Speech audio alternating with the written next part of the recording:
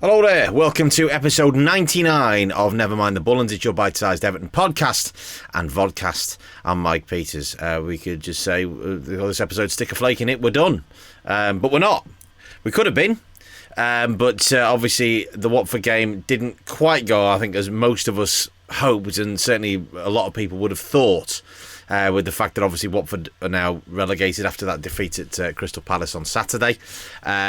We went, obviously, to Vicarage Road last night in pretty good spirits, obviously, after the victory at Leicester on Sunday. Thousands of Evertonians making themselves heard again. There was 2,000 in the away section, but there were rumours abound that there were 7,000 Evertonians in attendance. Whether they all got in, I don't know. There was an awful lot of empty seats at Vicarage Road last night, so whether they managed to get past the hornet's nest that is Watford security remains to be seen. But nonetheless, fantastic away following. You could hear Spirit of the Blues all the way from South Africa, which is where the stream I was watching was emanating from. But you could hear Spirit of the Blues for the entire 90 minutes. Obviously, Watford with nothing to play for, very deflated, very flat crowd, and obviously us with something to prove. Obviously, a different type of game. And that was spoken about by Frank Lampard in the press conference, three-match press conference on Tuesday morning, in terms of, teams that we've played recently where we've won the games. We've had a lot of the ball. We've just sat and absorbed the pressure, and then we've managed to take our chances. And last night obviously wasn't like that. Although Watford, I should say, did have quite a bit of the ball, we didn't impose ourselves on the game. It was a bit of deja vu, really, for a number of games this season where we've been. The most recent example of that being Leicester at home, where we've just not imposed ourselves on the game enough to win it. You could speak of Wolves at home, another example of that. I mean, Brighton. The list is, lengthy. I was going to say endless, but it's not. It's lengthy from this season, and ultimately we've created bits and pieces. We've had a couple of chances, headers at goal from set pieces. Nothing really created in open play other than the Richarlison chance that takes a deflection and then is saved by Ben Foster. But nothing really clear. Created a lot of good openings and certainly should have, final ball again in the first half. Wasn't quite there. But it seemed that certain players, Abdoulaye Doucouré seemed slightly... Not subdued is the wrong word, but it didn't seem to know quite what we was needed to do. Whereas all he needs to do was do what he's been doing for the last few matches and really impose himself and win the ball. And ultimately, it's disappointing that we didn't. There are positives to take from it. Clean sheet on the road, first one we've had of them since August, I think, when we won away at Brighton. It's another away point, so that's back-to-back away results that we've actually, positive results. And if you put it in the context of the two matches, if before the Leicester game you'd have said to us, right, and you Everton, right, you get 4 points out of your next two away games, we'd have gone, yep, happy with that. I've got off my magical unicorn that I was messaged about being on after the back of episode 98, where I was told I was being a bit overly positive off the back of the win at Leicester and talking about us challenging for Europe next season and all this type of stuff. But being an Evertonian for you, we're eternal optimists, aren't we? We're not out of the woods. I mean, you look at the league table and you say, well, we're only 2 points clear now of Burnley and of Leeds. Obviously, that's really 3 points clear of Leeds because their goal difference is so poor. And you look at the way that they're playing, they're just capitulating before our eyes. I mean, that's 2 red cards to key players in consecutive matches now. The Dan James challenge on Kovacic of Chelsea was an absolute horror show. It was just as bad, if not arguably worse, than Luke Ayling's, which was just a flying... reckless sort of pile driver of a challenge, and they are now without 2 of their key players for their remaining couple of matches, and you just think their heads have gone, and panic has set in. Whereas actually our sort of it's like a graph, isn't it, where theirs is going down and we're sort of moving up on an upward curve, and they're very much the opposite of that. Burnley, well, they're a bit of an unknown quantity, really, aren't they? Because obviously they've had a good run of form, and then they lost at the weekend to Villa. They've still got 3 games left. We're level on games with the number of games played now, so that was our game in hand on them, where we really could have put a little bit of daylight between ourselves and Burnley. But we're not there. But with the 2 home games that we've got coming up, Brentford and Palace, it's still in our own hands. If we win those 2 games, that takes us to 42 points. And that should be more than enough. I've been saying that for a few weeks. That 42 points, I mean, in most seasons is enough. I think it's only that year where West Ham got relegated. I think it was in 2003, and they got 44 points and still went down.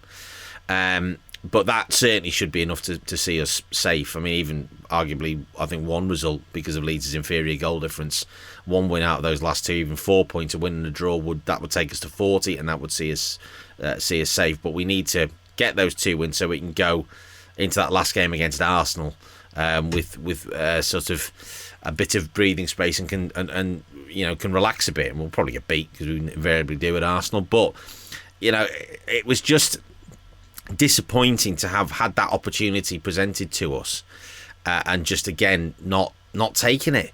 I don't think anybody played poorly, really. I didn't feel Richarlison got enough support. He was. I don't quite know what the game plan was to sort of in terms of him being a physical presence. We probably could have done with Solomon Rondon or Dominic Calvert-Lewin on much earlier than they came on. Calvert-Lewin coming on with 15 minutes to go didn't really get enough time to influence the game. But he's not really influenced many games this season. I think he's just got to write this season off as a bad lot and go again. Come pre-season, whether he does that with Everton or whether he does it with somebody else, I don't know. I get the distinct impression with him that there's sort of the body language is that right. I need a change of scenery. I want to move now. I'm hoping that's not the case, but who knows? We have to wait for that one to play out in the summer. But yeah, it was just a disappointing, very insipid kind of game to watch.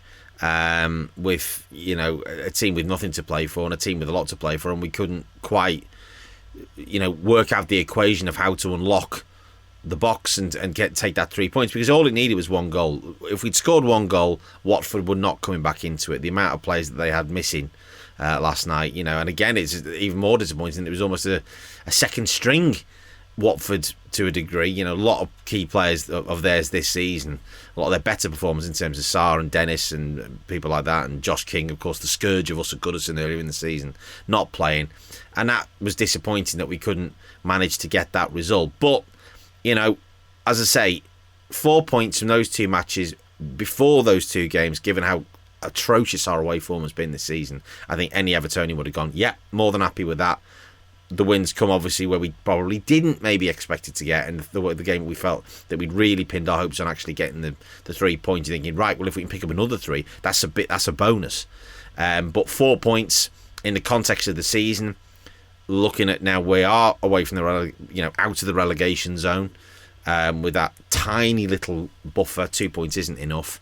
But as I said, it's closer to 3 on the basis that with Leeds' vastly inferior goal difference, puts us in a better position than we were in certainly a week ago, and that's the thing that we have to bear in mind. Obviously, going forward, Yerry Mina looks like he won't play any part in those two home games against Palace and Brentford. Whether anybody else is back in the fold remains to be seen. I don't know if Fabian Delph seemed to pull up slightly last night, just before he was taken off and replaced by Allen, but he seemed to walk off okay. I just wonder whether him playing 2 games in 3 days is a bit much for him. Whether we'll see him on Sunday remains to be seen, but Allen could come in and obviously fill that role very well.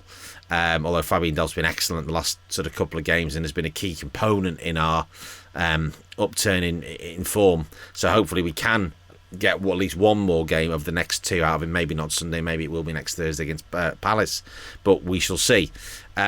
So things are better than they were.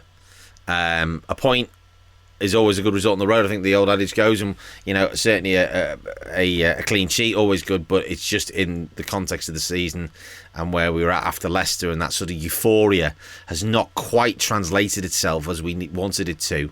on the pitch. It certainly did off the pitch, but on the pitch didn't quite get there. But, we're in a better position than we were, 10 days ago, 2 weeks ago. So that has to be looked at in a broader context than that. So on we go to Brentford on Sunday. They're playing well at the minute. It's going to be a difficult game, but I think the power of Goodison, Brentford now thoroughly safe and thoroughly comfortable and preparing for their next season in the Premier League, and fair play to them for having got through that difficult first season. They've got the even more difficult second season to come, but it's certainly a game that we should. Maybe we're going to win it. We'll win it by the odd goal, but I just think that the sheer force of will at Goodison on Sunday will hopefully see us through to that 3 points, which could, depending on the results at the weekend, be enough to say, right, we're mathematically there. Not quite sure who Leeds have got this weekend as it goes. I haven't checked the fixtures, but it's a big opportunity to really put some daylight between us and Burnley and Leeds as well. So it's an opportunity that we must take. Always good to hear from you at NMTVPod on Twitter if you want to get in touch. NMTVPod@gmail.com, or the comment section of the vodcast if you're watching this on the YouTube. This has been a Top Content production, and until the next time, come on you Blues.